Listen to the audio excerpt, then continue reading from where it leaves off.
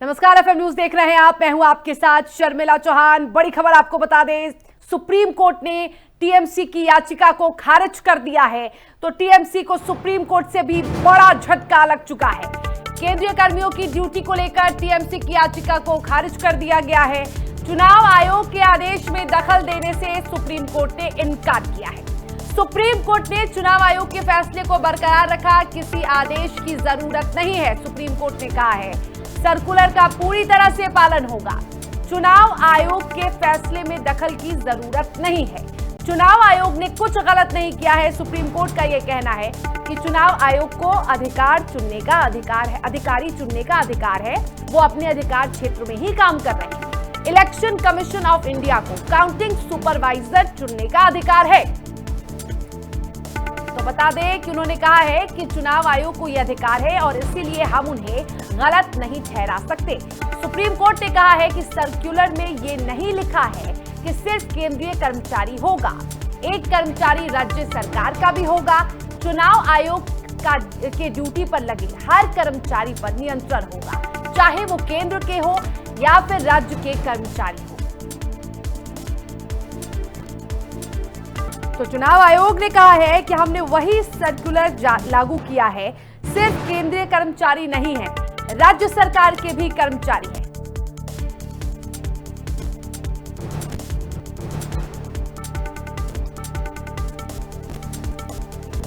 चलिए, तो इस खबर पे अधिक बातचीत करेंगे। सुप्रीम झटका ममता बनर्जी को लगा है और हमारे साथ तीन मेहमान हैं, तीन खास मेहमान इस खबर पर, इस मुद्दे पर चर्चा करने के लिए। सबसे पहले स्वागत करेंगे डॉक्टर आशीष हांडा, बीजेपी के नेता का। बहुत बहुत स्वागत है आशीष जी आपका। सुमित मेहरोत्रा, टीएमसी नेता, आप भी हमारे साथ जुड़े हैं, आपका भी बहुत बहुत स्वागत है। और डॉक्टर मोहम्मद अमीन, पूर्व संयुक्त निदेशक ECI, election commission of India, sir आपका भी बहुत बहुत स्वागत है। तो चलिए, सबसे पहले डॉक्टर मोहम्मद अमीन, आपसे समझना चाहेंगे, जो आज सुनवाई हुई, जो फैसला आया, इसे आप किस तरह से देख रहे हैं? जो हमने सुना कि सर्कुलर जो लागू किया गया है उसमें कहीं ये नहीं लिखा गया है, कहीं ये नहीं कहा गया है कि इसमें राज्य सरकार के कर्मचारी नहीं होंगे, और यही फैसला अब सुप्रीम कोर्ट ने भी सुना है। सुप्रीम कोर्ट ने भी कहा है कि ये चुनाव आयोग के अधिकार क्षेत्र में है, जो कि गलत नहीं है। देखिए, चुनाव आयोग एक संवैधानिक संस्था है और इसके जो कमिश्नर्स हैं उनका भी रैंक सुप्रीम कोर्ट के जजेस के बराबर है। और इनको जो भी अपने नियम कायदे कानून के तहत उन्होंने अपने कार्य किया, मैंने भी वहां पर काम किया इलेक्शन कमीशन में, तो जो सर्कुलर जारी किया गया था उसमें रूल है, जो आरपीआई एक्ट हमारा कहता है 1951 का, उसमें किसी भी देश के किसी भी कर्मचारी को कहीं भी इलेक्शन कमीशन बुला सकता है और ये अर्जेंट ड्यूटी होती है, इसको डिनाई नहीं कर सकता है। इसका सिर्फ अगर डिनाई करेगा तो उसके लिए वारंट जारी होते हैं और पुलिस उसको पकड़ के लाती है। ये सिस्टम है। तो जहां तक सवाल है इलेक्शन कमीशन का, इलेक्शन कमीशन ने अपने निर्धारित नियमों के अंतर्गत उनको आदेश दिया, और जो आदेश दिए गए हैं उसमें हमेशा याद होगा आपको कि ऑब्जर्वर्स, एक ऑब्जर्वर जो होते हैं उस स्टेट के नहीं होते, दूसरे स्टेट के होते हैं और कई सर्विसेज के होते हैं। बता दूं मैं आपको, एडमिनिस्ट्रेटिव सर्विस के आईएएस ऑफिसर होते हैं सीनियर, उसके साथ में आप देखेंगे कि जो मिलते हैं ऑफिसर्स दूसरे, जिसमें रेवेन्यू सर्विस के भी हैं, और साथ में आप देखेंगे जो दूसरे ऑफिसर्स हैं उनमें आते हैं आपके पुलिस ऑब्जर्वर आते हैं, आईपीएस अफसर होते हैं सीनियर, वो दूसरे स्टेट के होते हैं, साथ में फॉरेस्ट सर्विस के भी लिए जाते हैं। तो कहने का मकसद ये है, पीआईबी के भी लिए जाते हैं, जो आप लोगों पे निगाह रखते हैं, सारा इस पे रखते हैं सिस्टम पे। तो इसलिए मेरा ये कहना है कि जो आदेश दिए गए थे उसके तहत उसमें सिर्फ सुपरविजन की बात हो रही थी कि काउंटिंग में उनका स्टाफ रहेगा स्टेट का, जो हमारे डेपुटेशन पे है। जितना भी स्टेट का कर्मचारी है वो भी हमारे इलेक्शन के टाइम में हमारे रोल पे होता है, पेरोल पे, उसका एक्शन हम लेते हैं, उसको सस्पेंड हम करते हैं, इलेक्शन कमीशन ऑफ इंडिया, और वो स्टेट नहीं कुछ कर सकती, उसके हाथ में कुछ नहीं होता है। तो जो अधिकारी हैं अगर वो डाउटफुल लगा तो उनके ऊपर सुपरवाइजर जो लगाए गए, यानी सुपरवाइज करने के लिए, वो इलेक्शन कमीशन ऑफ इंडिया के सीनियर ऑफिसर्स हैं। तो इसमें इसके बीच में लाना ठीक नहीं था। आपको याद होगा कि परसों शाम को उनको ये धक्का वहां से लगा था, तब ये कल इन्होंने कोशिश की वहां पर सुप्रीम कोर्ट में जाने की, लेकिन सुप्रीम कोर्ट ने भी साफ कह दिया इस बात को कि जो हमारे पहले हाई कोर्ट ने मना किया, फिर सुप्रीम कोर्ट ने आज मना कर दिया जी, उसमें हम इंटरवीन नहीं करेंगे, बिल्कुल सही फैसला है। तो इसलिए झटका लगना ही था इनको, क्योंकि हर मामले में ये सुप्रीम कोर्ट जाने की कोशिश करती है, वो ठीक नहीं है। अमीन जी, एक चीज समझना चाहेंगे, जब भी तैनाती होती है काउंटिंग के दौरान, तो यहाँ पर दो, एक ऑब्जर्वर होता है, एक सुपरवाइजर होता है, मतलब डिप्टी ऑब्जर्वर भी होता है। एक होता है केंद्र सरकार की तरफ से, दूसरा होता है राज्य सरकार की तरफ से, right?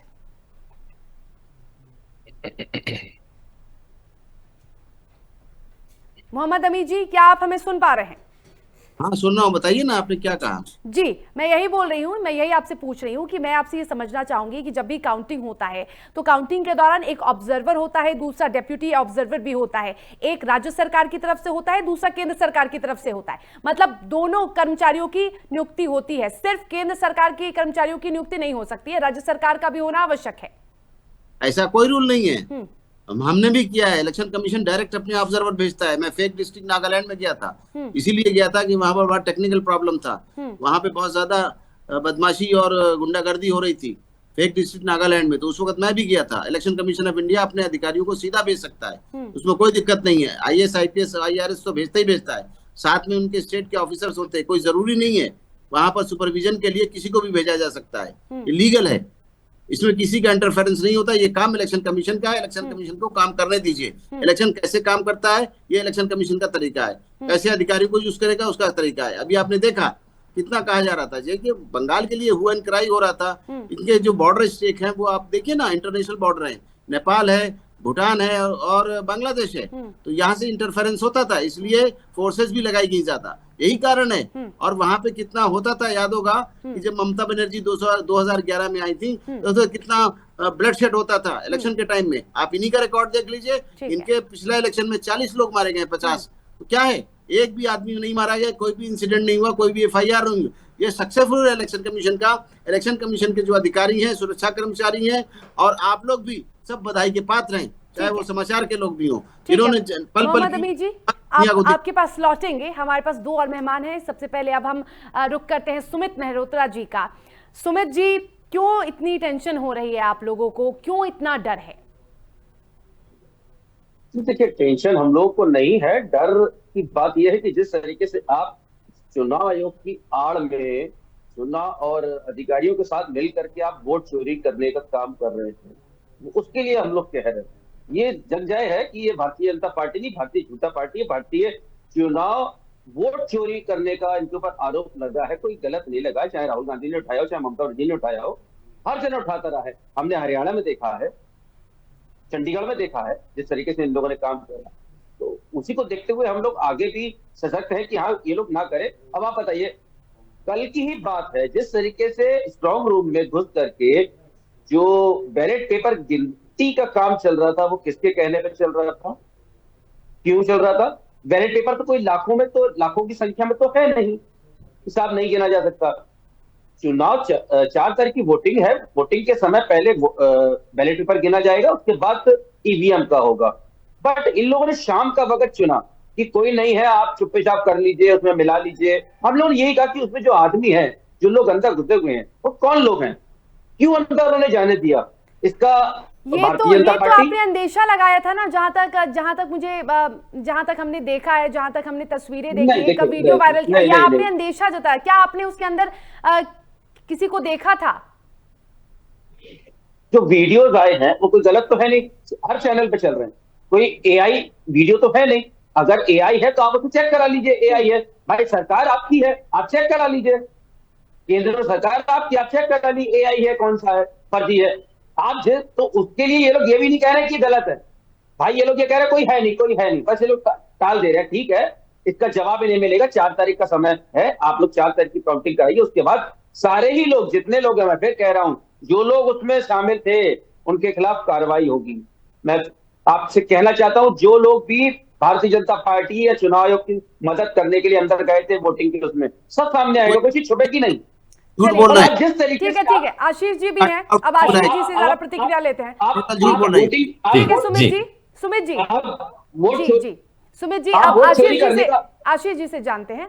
Ashish ji, strong room में गड़बड़ी करवाई जा रही है, बीजेपी पर आरोप लगा, आप सुन रहे हैं, आप मुस्कुरा भी रहे हैं, इसका मतलब आपके पास जवाब है, जवाब दे दीजिए। जी शर्मिला जी, आपको, मेरे आदरणीय को पैनलिस्ट को और आपके चैनल के सभी प्यारे प्यारे दर्शकों को मेरा यानी डॉक्टर आशीष का प्यार भरा नमस्कार। शर्मिला जी, अब इसमें तो ममता दीदी को भी कोई डाउट नहीं है कि 4 मई ममता गई, ये वो मान चुकी हैं, हार कंसीड कर चुकी हैं। लेकिन अभी मुद्दा मालूम क्या है? अभी मुद्दा ये है कि हमको बर्बादी का कोई गम नहीं, गम है बर्बादी का क्यों चर्चा हुआ, यानी हार का ठीकरा किसके ऊपर फोड़ा जाए, अभी सवाल ये बना हुआ है। तो सबसे आसान तरीका क्या है? इलेक्शन कमीशन पे फोड़ दो, बीजेपी पे फोड़ दो, क्योंकि हमारी नाकामियों से हम हारे, हमारे भ्रष्टाचार से हम हारे, हमारे भेदभाव के तरीकों से हम हारे, ये तो मानना है नहीं। इसलिए अब ये सारी नौटंकी रची जा रही है। आप पिछले 2 दिन से देख रही हैं और अगले 2 दिन और देखेंगी। और ये नहीं कि 4 तारीख को ये खत्म हो जाएगा, 4 तारीख के बाद तो असली रुदाली का काम शुरू होगा, जब वो रोना पिटना स्यापा मचाएंगी। लेकिन कहानी क्या है वो समझ लेते हैं, क्योंकि टेक्निकल डिटेल आपको और आपके दर्शकों को ऑलरेडी डॉक्टर अमीन ने बड़े अच्छे से समझा दी। मैं यहाँ पे थोड़ी सी पॉलिटिकल डिटेल भी समझाने का प्रयास करता हूं। पॉलिटिकल डिटेल क्या है? पॉलिटिकल डिटेल ये है कि ये चुनाव बीजेपी और टीएमसी के बीच में नहीं था, ये चुनाव था जनता वर्सेस ममता के बीच का। ये जनता ने फैसला करना था कि ममता का भय, भेदभाव और भ्रष्टाचार का चलन और मंजूर करना है, या युवा विकास, महिला सुरक्षा और संस्कृति की संभाल की राह पे आगे बढ़ना है। ये चुनाव इलेक्शन कमीशन ने ये सोच के इस बढ़िया तरीके से कराया कि जो बंगाल की भयभीत जनता है, भयभीत वोटर हैं, वो किस तरह से भयहीन होके अपने वोट का अधिकार का इस्तेमाल करें, जो कि सही मायने में एक काबिल तारीफ कदम था इलेक्शन कमीशन का। और इसमें मैं मानता हूं बीजेपी जीते, टीएमसी जीते, कोई भी जीते, लेकिन हमारी डेमोक्रेसी की जीत हुई है जब 93% से ऊपर दोनों चरणों में इलेक्शन हुई है। बीजेपी ने बहुत क्लियरली बता दिया आप कॉन्फिडेंट हैं कि वो जो 93% है वो आपके पक्ष में है? जी ऐसा है, हमारे पक्ष में है और हम जीत रहे हैं। ये हम नहीं कह रहे, ये न्यूज नहीं कह रही, ये एग्जिट पोल नहीं कह रहे, ये ममता दीदी की अपनी बोलचाल, अपनी भाषा, अपने बिहेवियर पैटर्न से वो ये सबको बार बार चिल्ला चिल्ला के बता रही हैं। जब वो स्टेज से कहती हैं तृणमूल रही तो फिर मिलेंगे, आप बताइएगा इसका आप क्या अर्थ निकालेंगी? आप बता दीजिए। अच्छा, स्ट्रॉन्ग रूम वाले सवाल का जवाब दे दीजिए, क्या कोई था स्ट्रॉन्ग रूम का सवाल का जवाब तो आपको बहुत अच्छे से खुद भी पता है, और हमारे बीच में ईसीआई के पूर्व निदेशक भी हैं, वो भी जवाब देंगे। लेकिन जब ऑलरेडी ममता दीदी इतनी बार सांसद रह चुकी, इतनी बार एमएलए रह चुकी, चीफ मिनिस्टर भली भांति चुप कराइए, तो कैसे बैठते हैं? सिखाइए टीएमसी के नेता को, ये यहाँ भी गुंडागर्दी शुरू कर देते हैं। अभी इनको पता है बीच में बोल रहे हैं। सभी आपकी बात सुन रहे हैं। सुमित जी, जब आप बोल रहे हैं तो दोनों आपकी बात को बहुत पेशेंटली सुन रहे हैं, आपको भी सुनना चाहिए। उसके बाद आपकी बारी। इतनी सीनियर नेता हैं, इतनी सीनियर नेता हैं ममता दीदी, उन्हें सारे प्रोसीजर अच्छे से पता है। जब इलेक्शन कमीशन क्लियरली मेल दिखा रहा है कि भाई हमने सुबह 11 बजे से पहले मेल कर दी, सारी पॉलिटिकल पार्टीज को कर दी, और उसमें क्लियरली मेंशन्ड है कि 4 बजे ये बैलेट बॉक्सेस का जो है इधर से उधर का जो है हम सारा संभाल का काम करेंगे, तो आप अपना रिप्रेजेंटेटिव क्यों नहीं भेजे हैं? इसका जवाब दीजिए। आपको मेल नहीं मिला क्या? ऐसा तो है नहीं है, आप खुद मानते हैं कि मेल मिला है, उसके बावजूद आप अपना रिप्रेजेंटेटिव नहीं भेजते, क्योंकि आपको वहां पे सिर्फ हुड़दंग करना है। आप बताइएगा, ममता दीदी वहां पे इतनी बड़ी गाड़ी लेके पहुंच गई, जिस गाड़ी के अंदर आपको पता है वॉशरूम भी था, यानी वो 4 घंटे स्ट्रांग रूम के अंदर बैठ के कौन सा भजन संध्या कीर्तन करती रही। हमारे भी वहां पे नेता गए हैं, शुभेंदु अधिकारी टोटल 10 मिनट रुके हैं और वहां से देख के वापस आ गए। 4 घंटे वहां बैठ के कौन सा कीर्तन पाठ किया उन्होंने, और क्या उन्होंने वहां पे ऑब्जर्व किया? सिर्फ नाटकबाजी, नौटंकीबाजी और किसी तरह से मीडिया की अटेंशन ग्रैब करना। मोहम्मद अमीन जी, आपसे आपके पास आएंगे। जो स्ट्रांग रूम को लेकर लगातार सियासत हो रही है, स्ट्रांग रूम में हलचल देखी जा रही है, स्ट्रांग रूम में कोई तो था, ये साजिश है या वाकई ये कोई बड़ी चूक है? दिमाग कुछ परिवर्तन में परेशान है लोग। इलेक्शन कमीशन का एक काम होता है, आपको याद होगा ईवीएम में जो चुनाव होता है वो तो होता ही है, उसके साथ में हमारे पास जो हमारे प्रदेश के या देश के लोग बाहर काम कर रहे होते हैं, सीमाओं पे काम कर रहे होते हैं, मिलिट्री में काम कर रहे होते हैं, या सेंट्रल गवर्नमेंट के एम्प्लॉइज होते हैं और वो स्टेट के वोटर होते हैं, तो उनको जो है निर्वाचन अधिकारी को बैलेट के साथ भेजते हैं, उसको बोलते हैं पोस्टल बैलेट। जो पोस्टल बैलेट आता है उसकी सॉर्टिंग आउट होती है, वो सिर्फ जिला अधिकारी के नाम पे जाते हैं। और ये जो इसमें 7 असेंबली थी, इसलिए उनको बुलाया गया था। अभी जो बता भी रहे थे, इनको तो पता ही चल ही गया है, लेकिन जो कल हुआ एंड क्राइम मचा था, मैंने बड़े बड़े चैनल्स पे कहा है, सेंट्रल के चैनल पे, नेशनल चैनल्स पे कहा है मैंने इस बात को, और बात सही थी। ये लोगों ने क्या किया कि इनको जो मिली थी सूचना, जो व्हाट्सएप पे दी जाती है, फोन से दी जाती है, और इनको मेल से, स्पेशल मैसेंजर से भेजा जाता है। इन सब भेजने के बावजूद क्या हुआ, वो लोग टाइम पे नहीं आए। इसमें नाम था टीएमसी का। और जहां हमारे सवाल है प्रक्रिया इलेक्शन कमीशन की, इलेक्शन कमीशन की प्रक्रिया चलती रहती है, इलेक्शन प्रक्रिया रुकती नहीं है। जब भी हमारे दो कैंडिडेट भी अगर आ जाएंगे, आप समझिए कि 2 कैंडिडेट भी आ जाएंगे, तो समझिए काम चलता रहे, काम नहीं रुकेगा। काम जहां तक सवाल है नहीं रुकता है इलेक्शन कमीशन का। तो उनसे सिग्नेचर ले लिए गए और काम, इनका जो आदमी था टीएमसी का रिप्रेजेंटेटिव जो ऑथराइज था, वो 5 बजे आया है, तो उसने 5 बजे का वो दिखाया है। और वहां पे स्ट्रांग रूम में कोई छेड़छाड़ नहीं होती। स्ट्रांग रूम का तरीका अलग है। जिस दिन इलेक्शन खत्म हो जाता है, सारे पोलिंग एजेंट ऑल पार्टी के जाते हैं, सीलिंग करने के साथ में वीडियोग्राफी होती है, स्ट्रांग रूम में रखे जाते हैं। दिखाने के बाद बाहर ताला लगा दिया जाता है, सील कर दिया जाता है, और 3 राउंड की सिक्योरिटी होती है, 1 2 3। तो उसमें राउंड के बाद, और वहां पर कैमरे लगे होते हैं, वहां पे सीसीटीवी कैमरा लगा होता है, डिस्प्ले होता है कि कौन आ रहा है कौन जा रहा है। जिस दिन काउंटिंग होगी, उस दिन सुबह के टाइम में सारे ये पोलिंग स्टेशन जो रहे अकाउंटिंग एजेंट ऑथराइज, उनके सिग्नेचर देखे जाएंगे, मिलाए जाएंगे, और बताने के बाद तब ताला खोला जाएगा, मजिस्ट्रेट साथ होगा, दिखाया जाता है ईवीएम से कोई छेड़छाड़ नहीं हुई है। उसके बाद होता है ये इतना की बात कर रहे हैं। ठीक है सुमित जी, कोई छेड़छाड़ नहीं हो रही है। और तो ममता दीदी को भी हम, अब तो पहली बार ऐसा हुआ कि वो मतगणना के दिन भी एकदम से एक्टिव नजर आई। वो पहले तो कभी एक्टिव नहीं नजर आती थी, वो सिर्फ वोट देने निकलती थी। लेकिन इस बार ममता दीदी ने कई वोटिंग केंद्र का, कई जो मतदान केंद्र है वहां का जायजा लेते हुए वो नजर आई। बहुत ज्यादा एक्टिव चल रही है। स्ट्रांग रूम के बाहर वो कई घंटे देखी गई। तो फिर आप लोग इतना पैनिक क्यों कर रहे हैं?